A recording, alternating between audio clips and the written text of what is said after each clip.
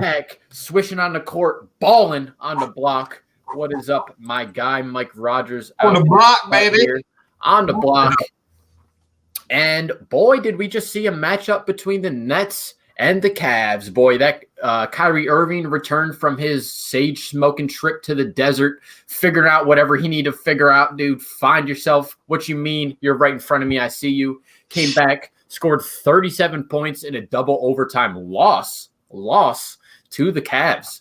And then just on the other side of this, I got to talk about that boy Colin Sexton out here. Dude. So first game of the year starting off this season went down to an ankle injury.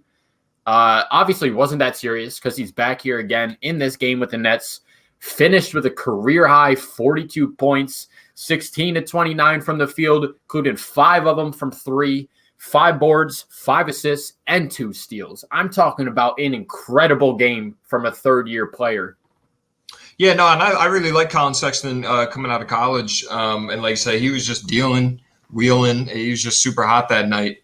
So give that boy all the credit in the world, like I said, because of the matchup with the Jared Allen and Taurean Prince being traded right to the Cavs. I feel like that whole team just had to avenge something, you know what I'm saying? They had an extra firepower going in that game, and they did the damn thing. So, I mean, the Cleveland Cavs, as of right now, even after that performance, statistically do have the worst rated offense in the league. But like I said, they just caught a spark that night. And Colin Sexton was dealing, man. That was really impressive to watch him, what he did in that fourth quarter in the overtime, just shooting lights out. So good for him. But, talk about the Nets real quick. And one of the problems I see going forward that I've mentioned a couple times now is the Nets, I feel like, are going to have to put up 130 points a game to be able to win these games. Yeah, offense focused. Yeah, the fact that you just gave up 140 points to the worst offensive team in the league, that definitely is saying something. And obviously, that was the first game with Kyrie back. So, him, Harden, and Durant were probably just feeling the situation out and whatnot. Obviously, Harden, I only think, took 2 shots in the first half to obviously kind of get Kyrie back in his groove. And whatnot, but that's going to be the Nets going forward unless they make a trade, get some more size or whatnot in the middle. Because I mean, even their perimeter defending, Taurean Prince was their best on-ball perimeter defender, and obviously they traded him to the Cavs. So I am really worried about the Nets defense going forward. But like I said, that to me that was more or less just a flash in the bottle. Is that the phrase? Something like that from the Cavs. I think we just saw something a little magical from the Cavs. I 100% agree, dude. The Cavs are down bad right now. Let's just be honest about it. But you see a performance like that from a third-year player in Colin Sexton. You just got to shout that out. And every time I think of Colin Sexton, I think of that clip that you saw all over House of Highlights and shit where he's playing defense, bro. He's like, gets real wide on him. Like, I don't know. I just like that kid, and it's good to just see him ball out there. But you're right. The story here is obviously the Nets. Kyrie coming back. KD came out in the press conference after the game and just said, it feels great. It feels awesome to have him and Harden on the court. And like you said, if they could just figure it out between those three, getting a little jive, they're not going to need to play defense. Like, honestly. No, so yeah, I mean, the Nets will figure it out. I'm not too worried about them right now, but big shout out Colin Sexton. Big shout out to the Cavs. I mean, I personally, I don't want to turn this into a Cavs thing, but I think the Cavs do have some really, really nice players, but they're just kind of young and super young, dude. I like the Teddy Osman. I think he's got a lot of potential and whatnot. And obviously that boy Drummond is going to get you some rebounds and whatnot. But I think they did get better too, picking up Allen and Taurean Prince. They have a lot of like C+ level players. I think that it might take a couple years to figure that out over there in Cleveland, but I like some of the players they got. Colin Sexton, I think, definitely can be the guy for them going forward. Performance like that, give them a little spark. Yeah, give him a little, tip of the hat to you, Colin Sexton. But we're going to go ahead and keep it moving on here. Talk about another game that just happened. Your team out here got the hat on. The Knicks just beat the Warriors on their 3rd straight W in a row. So, I mean, shout out the Knicks there. My thing with this team is if Julius Randle or RJ Barrett, it's going to have to be one or the two. If one of them doesn't break 25, they're not going to win the game. Facts. So, I mean, I'm not all the way out on this Knicks team. I think they can be successful this year, but I don't know. They just really haven't proven it to me yet. You as a fan, how are you feeling about this team at this point in the season? I mean, I think, listen, I think at best the Knicks can maybe catch themselves to an 8 seed and whatnot, but I think something's going on bigger than that. I think they needed Tom Thibodeau to come in and really establish that culture, get these young guys playing. This boy Emmanuel quickly, who they just drafted, is looking super solid from an offensive standpoint. And like I said, it's going to take RJ Barrett or Julius Randle, one or the other, or both of them, to really go out there and perform, because I do think if both of them do, it's a wrap. It's a wrap. They're going to win that game. But like I said, I think it's just deeper than that right now. Every single game I watch with the Knicks so far, I've seen every single game. I feel like they have a chance to win. What Tom Thibodeau is doing right now, just establishing culture, establishing that, hey, we're going to work hard, putting in the head of your players that we have a chance to win every single basketball game. And like I said, they're going to have bad performances. They're still really young. And Julius Randle is quote unquote your best player. I like me some Julius Randle, but you're going to lose some basketball games. But I think they got a plan going forward. Like I said, I think some of these draft picks they've been getting are starting to hit.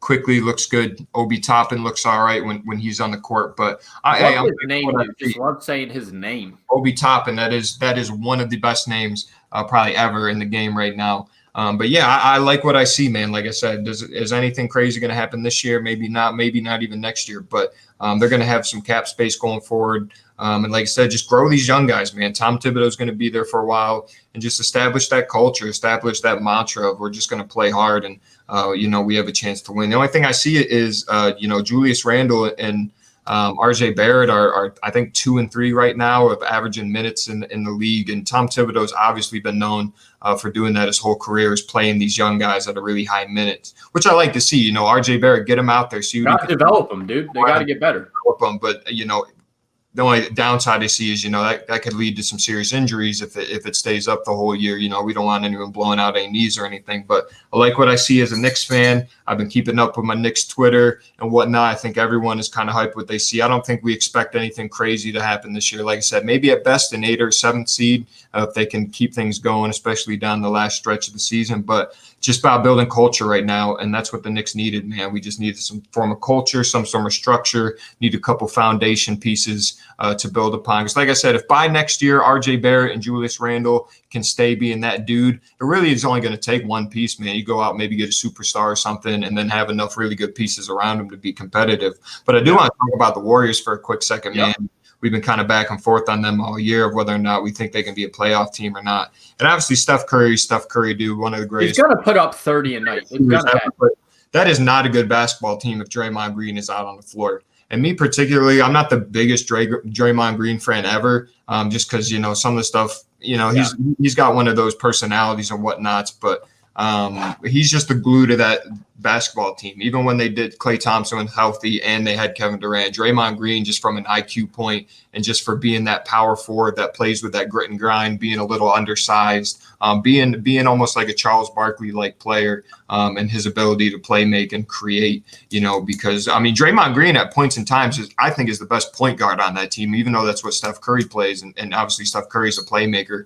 But the things Draymond Green is able to do as far as a here standpoint. Great facilitator, for sure. Great facilitator. And I just, when he's not on the floor, you can really see the changes in that basketball team. Because like I said, the Warriors, like I said, I think they have a bright future. Like I said, with Oubre and Wiggins being young, and obviously Wiseman has been looking. Dude, really I'm so huge on James Wiseman. That was a great draft pick, and like you said, having him under Draymond Green to develop him is huge. Wiseman's going out here in his rookie year, putting up like 15, 16s, 12s, just solid games. He could be a double guy. He could be a 12 or 14 and 10 kind of guy for his career, and I think that's going to be solid. Especially too, this is a guy who only played like 12 games at Memphis. And then that's crazy. That's crazy. And then, they just kind of threw him in the lineup and just said, hey, let's see what you got. And I think Steve Kerr and all of them know that going forward, that, hey, we don't need to be that good this year. Like I said, develop some of these young guys, let Steph Curry run up some numbers. And, obviously having Klay out hurts, but having Draymond out hurts right now for them. But if Draymond Green and Steph Curry stay healthy throughout the year, I think between Wiggins, Oubre, and Wiseman, those guys will have, back and forth nights to where I think the Warriors can win some games and maybe they can turn things around, maybe snag an 8 seed or something by the end of the year. Yeah, I agree. I think by the time we're getting closer towards the end of the season, the playoff rankings start to solidify a little bit. I think there's going to be a much different conversation. I think the Warriors yeah, I agree with you, but I think they just get better from a playing standpoint. Like you said, Andrew Wiggins, Kelly Oubre, and James Wiseman, they're playing all right now. Once they really figure out how to be a good team, they all buy into that Golden State culture. Steve Kerr, I mean, it's just that's dangerous to me. And how do you not like that's such a historic franchise, and obviously recent history is huge for them, but just being on that team, like with Steve Kerr, you see Steph over there, you see Draymond, like how do you not like sort of get that feeling like I have to play to a higher standard for these guys? Well, that's the thing. Oubre's been really good his whole career. Andrew Wiggins, his whole career in Minnesota, he's been an 18-point-a-night guy. It's like we know he can do it, but now just being dropped in, I think, a really good situation. You got good veterans like Curry and Thompson and Draymond Green, and obviously having Steve Kerr, who I think between coaching and playing now has 8 championships. He only got 10 fingers, so he's kind of running out. So, I mean, just a really good situation for them to be in and grow. And like I said, if depending on, between Wiseman, Oubre, Pascal, Wiggins, I think their future. Pascal, too. That's another one. Eric Pascal, dude. Like, I think maybe they don't get it done this year quite yet, but I think they got a good little future set up for them, man. Obviously, next year they get Thompson back, then we can really have another conversation. But if Steph Curry can stay healthy, man, Draymond Green can stay healthy, they can win some basketball games. I think so. Yeah, no, I hear you. I agree with you for sure. I mean, at the beginning of this NBA season, I locked in Steph Curry as MVP. So that's looking a little sus on that. But that, like I said, I'm sticking with it. I think towards the end of this season, this would be a much different conversation. I think the Warriors are going to get theirs this season. I think so. Yeah, I want to talk about one more matchup. I want to talk about the Lakers and this Bucks game we saw last night. Obviously, the Lakers have just been in complete cruise control so far. They just look so good right now. Obviously, just gelling real good together. You obviously have LeBron and Anthony Davis, but I think the other pieces around them are so good. Dude, Montrezl Harrell, Dennis Schroeder, they are running it up. They are running it up. It's Caldwell Pope.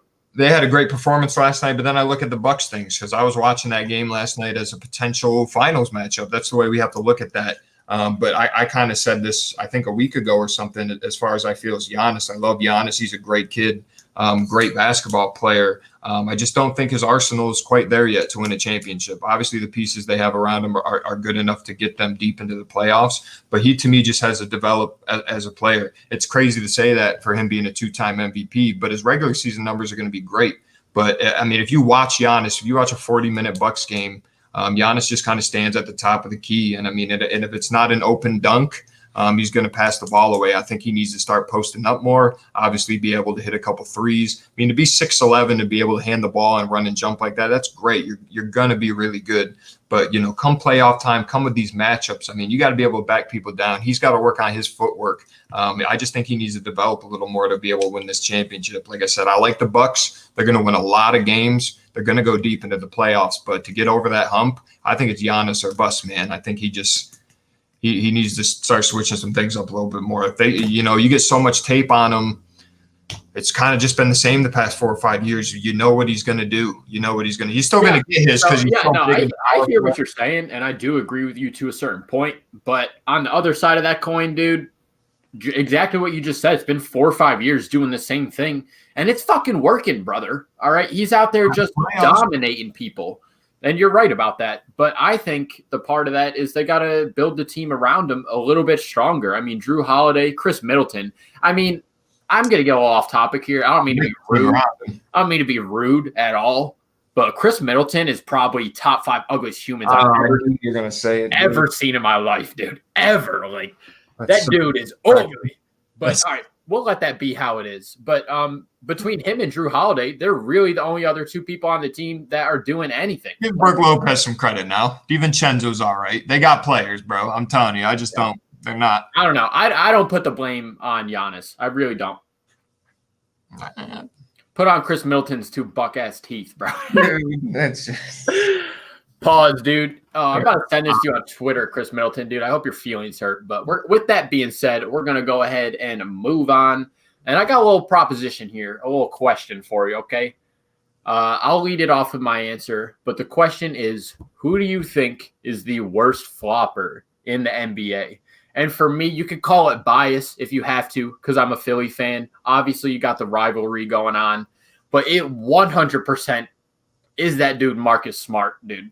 Every time he hits the court, someone comes up and taps him. He's just gone, bro. And he will openly sell it, which obviously you have to in the NBA. You got to get yours. You know, every facet of the game, you have to figure out a way to put your team in a better position. But Marcus Smart is such a flopper, dude. It infuriates me. Yeah, no, I'm not gonna lie. That is 100%. They're if you have a compilation of your flops on YouTube, you know that's obvious. Yeah, like, but hey, I gotta look at your Philly team there. That boy Joel Embiid has. I'm not gonna lie. My favorite LeBron James is a little bit of a flopper too. You know what I'm saying? He's just so big and strong. But at the same time, if you watch LeBron James, I know a lot of people say that about him. But if you watch him go to the basket, he does get hit. The dude does get. I mean, you have to. 260 pounds. Like they hit him. You have to foul LeBron, or he's too good at finishing at the rim. So obviously, you know, if you're gonna get beat up like that, you're gonna fucking milk that shit. We're gonna get some fouls. We're gonna hit some free throws. So if it's obviously blatant, I know players do get fined for flopping like that. But you got to get yours, man. You got to figure it out. You know, I'm trying to hit these free throws, man. Get you in foul trouble. Like I said, and especially with this foul trouble, I mean, that's kind of the NBA we've been seeing these past 3 years when we're moving towards this shooting centric, you know, style of play. And especially, you know, you see someone pull up, they're standing there dribbling, and they'll jump into their defender before they shoot it and, you know, get that and one. So, I mean, it's hard. It's like leg kicks in the UFC, bro. It's just new meta. Different shit is working. So, I mean, I don't know. It's Marcus Smart for me. You got any opposition to that? No, I agree with that. Definitely. I mean, Marcus Smart's a solid player. I like me some Marcus Smart. Dude's really good at his role and really good role. Great role player. Great role player. Don't get me wrong, but quit flopping, brother. Like, definitely would be flopping. I bet. You know, he seems like the type of dude though. I doubt he gives a fuck. So fair enough. You know, we'll just let that be how it is. Marcus Smart, floppy ass fish, son. Disrespect. But, you know, I think that's about to do it here, brother. What a great live show. Feel good Friday on them. Today is January 22nd. We got one more week of this first month of 2021, dude. Let me tell you what, flew right by, but we're going to keep grinding out the meat pack. Feeling good about it. Feeling good. Feeling great. All right, brother. Peace out, Salami Squad. Thanks for tuning in. We got 0 watchers right now. We appreciate all 0 of you watching, dude. Shout out Rebecca Carriola hitting us with that like on Facebook. Shout out. Peace out. Fuck out of here.